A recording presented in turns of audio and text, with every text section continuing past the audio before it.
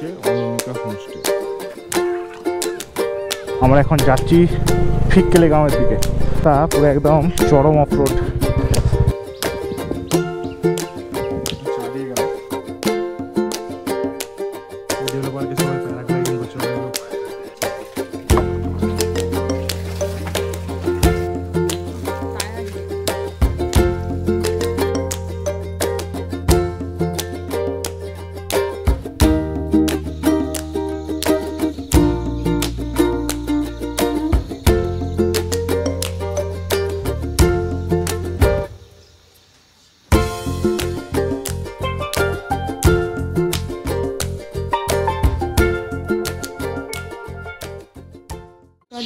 এটা হচ্ছে অনামিকা homestay. Homestay আর একটা বিল্ডিং, আগের বিল্ডিংটা হলো একটু ভিউ পয়েন্ট ভালো। আর আমরা আছি এই রুমটাতে আমরা আছি। এই রুমটা এখান থেকে ভিউ দেখতে পাওয়া যায়, খারাপ পাওয়া যায় না, কিন্তু ওই আগের যে বিল্ডিংটা ওইটা থেকে অসাধারণ ভিউটা পাওয়া যায়। এইটা হোমস্টের এন্ট্রান্স। এখানে আমাদের বাইকটা ছিল, আর আমরা পেছনের দিকে রুমগুলোতে ছিলাম, যে রুমগুলো থেকে ভিউ আছে। এই রুমগুলোতে ভিউ নেই। আর পুরো হোমস্টেটা এরকম ফুল দিয়ে সাজানো আছে।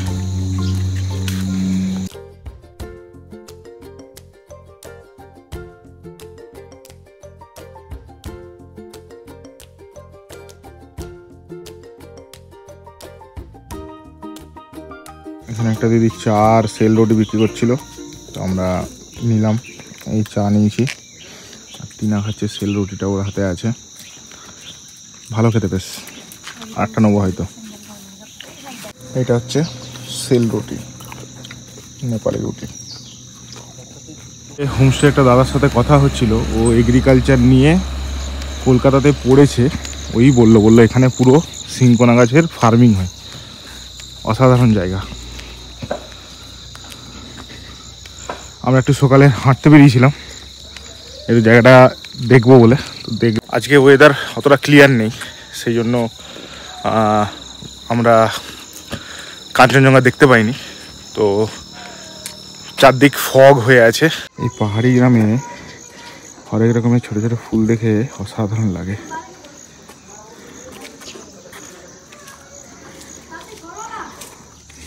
আমরা এখন বেরোবো ফিক্কেলে গাঁওয়ের দিকে। এই দারাগাঁও থেকে বেরিয়ে যাব। আমাদের ব্রেকফাস্ট দিয়েছিল লুচি আলুর দম দিয়ে ব্রেকফাস্ট করে নিয়েছি, চাও খেয়ে নিয়েছি। সব লাগেজগুলো বাইকে লোড করব, তারপরে আমরা এখান থেকে বেরিয়ে যাবো ফিক্কেলে গাঁও থেকে। ফিক্কেলে গাঁও এখান থেকে বেশি কিলোমিটার না, খুব তাড়াতাড়ি পৌঁছে যাবো। ম্যাক্সিমাম 40 মিনিট লাগতে পারে এখান থেকে ফিক্কেলে গাঁও যেতে। চলো দেখা হচ্ছে গোপুরো মোড়ে। তো ফাইনালি আমরা হোমস্টে থেকে বেরোচ্ছি।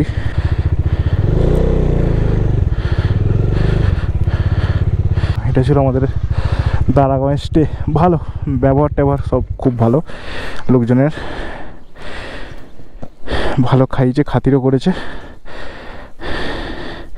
তবে বার্মিং retreat is not recommended for bikers, কারণ ওরা মোর ফোকাস করে যারা ট্রাভেল এজেন্সি দিয়ে আসে। হ্যাঁ, ভালো ভিউ টিউ সবই আছে, সব কিছুই ভালো, লোকটার ব্যবহারও খুব ভালো, কিন্তু তুমি যদি বাইক নিয়ে আসো, কোনো গ্রুপে আসো, তাহলে নট রেকমেন্ডেড।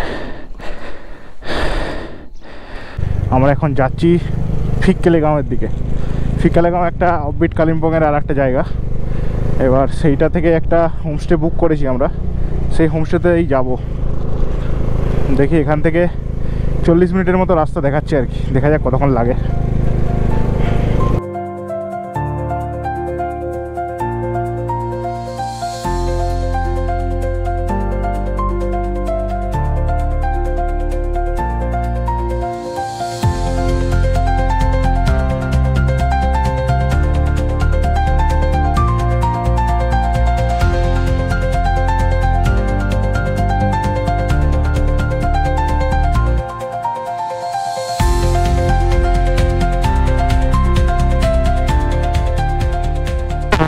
প্রথমবার আসলাম, এখানে প্রচুর হোমস্টে আছে খুব সম্ভবত। এইটা ডেলো পার্কও যায়। আমরা ভাবছি তো ব্যাগগুলো আমাদের ফিক্কেলে গাঁওয়ের হোমস্টেতে রেখে তারপর ডেলো পার্কের দিকে যাব একবার ঘুরতে।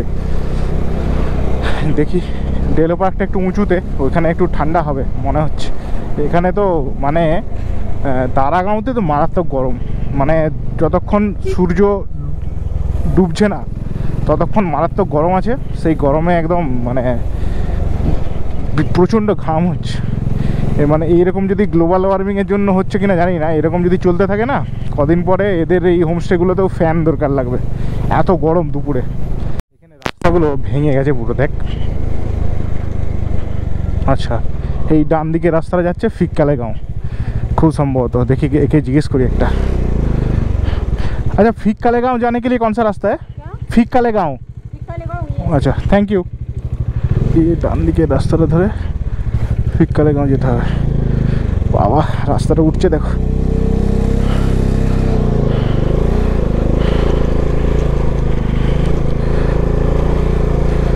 হ্যাঁ ফিককালেগাঁও সোজা, তাই তো? এইদিকে ফিককালেগাঁও মনে হয়। दादा ये रास्ता फीककालेगांव जाएगा ना? Thank you.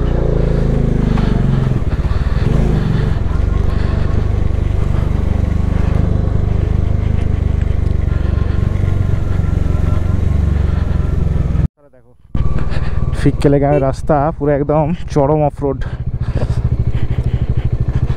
যার নামছে রাস্তাটা মোটামুটি ঠিক যাচ্ছি তো।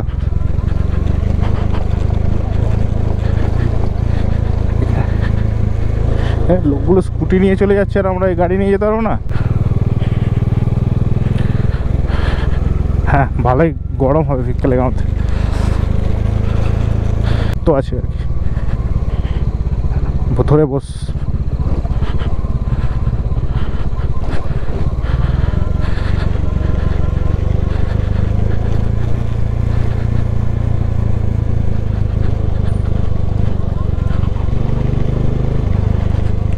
পিট কালিম্পং ওফ রাস্তা মাইরি।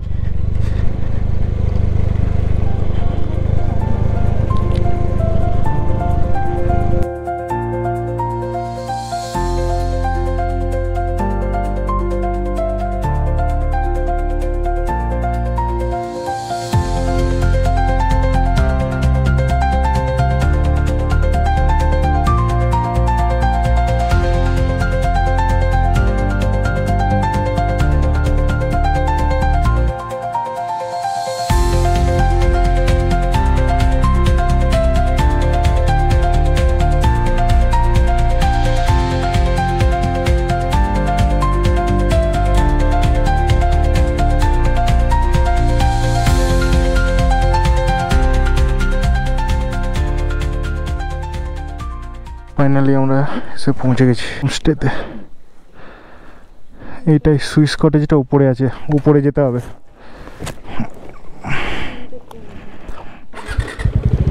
ফিককালেগাঁওয়ের হোমস্টেতে চেক ইন করে গেছি, এখন চা দিয়ে গেল। আমরা এখন আছি ক্যাপচাখাই ফার্মস্টে জায়গাটা, ঠিক আছে? অসাধারণ সুন্দর একটা হোমস্টে। এখন আমাদেরকে চা দিয়ে গেছে, এটা আমাদের চা খেতে বসার একটা সিটিং অ্যারেঞ্জমেন্ট আর কি। এখানে জানলাটা আছে, এই জানলাটা দিয়ে আকাশ পরিষ্কার থাকলে সোজা কাঞ্চনজঙ্ঘা দেখতে পাওয়া যায়। একদম রুমে বসে দেখতে পাবো কাঞ্চনজঙ্ঘা। আমি পুরো ফার্মস্টেটা আমার খুব পছন্দ হয়েছে। এটা আমি একটা আলাদা করে সেপারেট ভিডিও বানানোর চেষ্টা করব, বা এই ব্লগের মধ্যে আমি পুরোটা দেখিয়ে দিতে চেষ্টা করব যে পুরো ফার্মস্টেটা কীরকম। এর নিজের মাছ চাষ করে, ফার্মিং আছে, সব কিছু এই হোমস্টেটার মধ্যে আছে। এখন চা দিয়ে গেছে, আমরা লিকার চাই বললাম, এখন একটু চা খাবো, সেটাই এখন খাচ্ছি। পিওর দার্জিলিং টি দিয়ে গেছে, লিকার চা উইদাউট সুগার।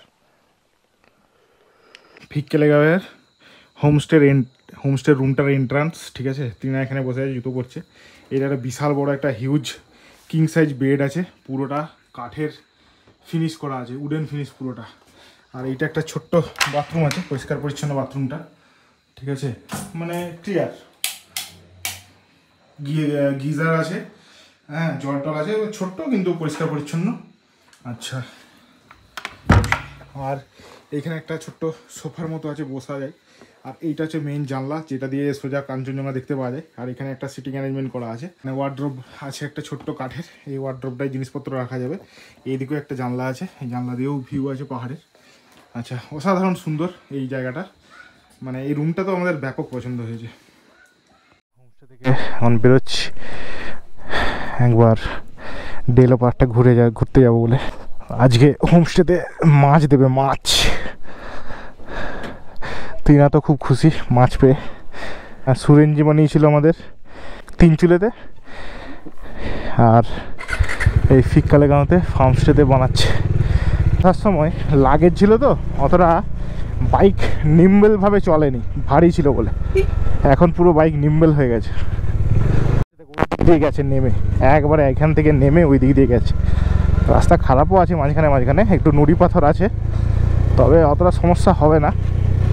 বৃষ্টি পড়েনি তো, তার উপরে এখন লাগেজও নেই আমার বাইকে, তো অতটা ওজন রিলেটেড কোনো সমস্যা হবে। একদম নিচে নেমে গেছে। ওই দেখো রাস্তাটা ওই দিক দিয়ে গিয়ে ওই দিক দিয়ে নেমেছে।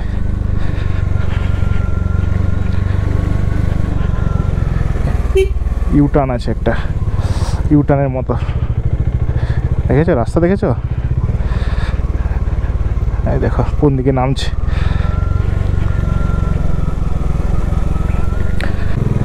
এসে গেছি ডেলো পার্ক। এই সাইডে লাগিয়ে দেবো।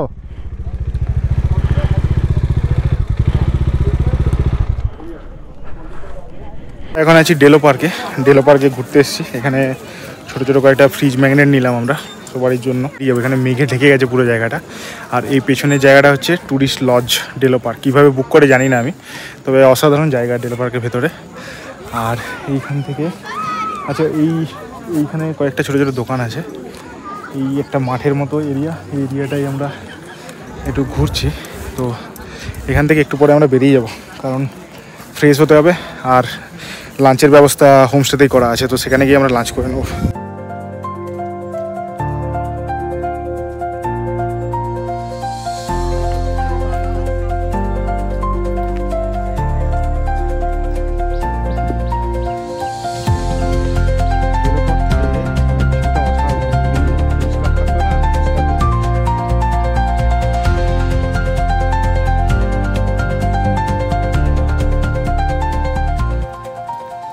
এই ডেলো পার্কে সবাই প্যারাগ্লাইডিং করছে, অনেক লোক।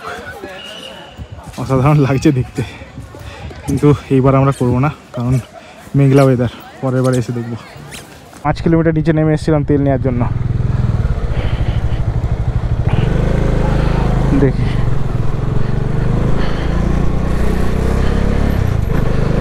আবার আমরা উপরের দিকে যাত্রা শুরু করলাম। এখানে একটা বুদ্ধ পার্কের মতো আছে, আর দাম না, এখানে সুন্দরভাবে সাজানো গোছানো আছে। এইটা হচ্ছে বুদ্ধা পার্ক, বুদ্ধা ইয়ে আছে, সুন্দর লাগছে দেখতে জায়গাটা। না, বেরিয়ে যাব। আর এই বাঁ দিকে ডেলো পার্ক। আমরা ডেলো পার্ক থেকে নেমে ওইদিকে গেছিলাম তেল ভরার জন্যে।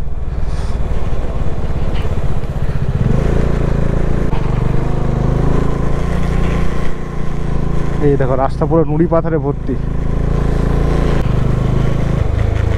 এটা একটা বোধহয় নতুন হোমস্টে হয়েছে খুব সম্ভবত। হ্যাঁ, ইয়ে লাগানো আছে, মানে হোমস্টে হয়েছে। ওই গ্রিন কালারের হোমস্টেটা কি হোমস্টে বলতো, দেখেছিস? হোমস্টে নয়, ফার্মস্টে।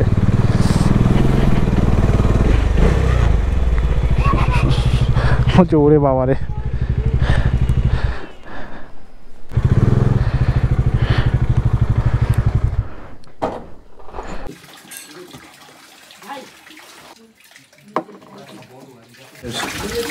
শাক আছে আলু টালু দিয়ে, পাঁপড়, আলু ভাজা, আর এটা হচ্ছে ডাল।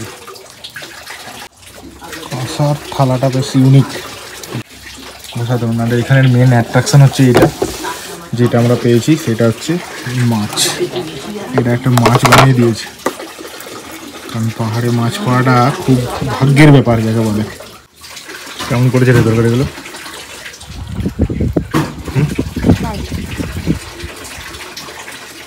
খেতে ব্যস্ত, এখন কথা বলছে না। কি রে, মাছটা খেয়ে বল। আর কোনো কথাই বলছে না মাছ খেয়ে। ভালো বানিয়েছে।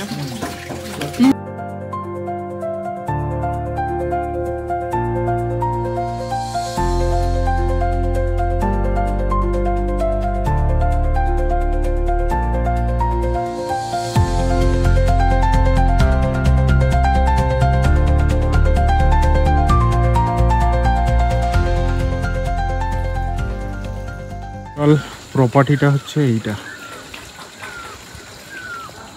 পুরোটাই হচ্ছে ফার্মস্টে একটা, এটা হোমস্টে ঠিক না, ফার্মস্টে। এইখানের এই ওপরের রুমটাতে আমরা পেয়েছি সুইস কটেজ, এই সুইস কটেজ লেখা আছে এইটা।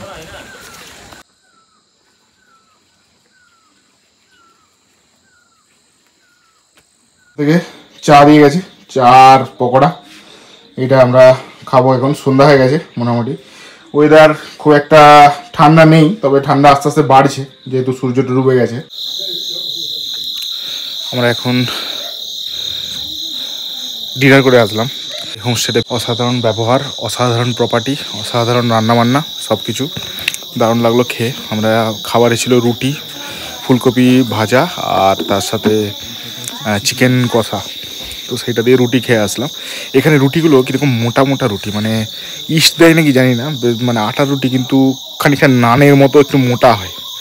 তো খেয়ে আসলাম, পেট ভরে গেছে মোটামুটি। তো কালকে সকালে আমাদের পাহাড় থেকে নামার পালা, তো দেখি কালকে শিলিগুড়ি যাব, শিলিগুড়ি একটা হোটেল বুকও করে নিয়েছি। তো আজকের ব্লগ এইটুকুই, আবার দেখা হবে কালকের ব্লগে। সবাইকে টাটা, গুড নাইট অ্যান্ড ভালো থাকবে।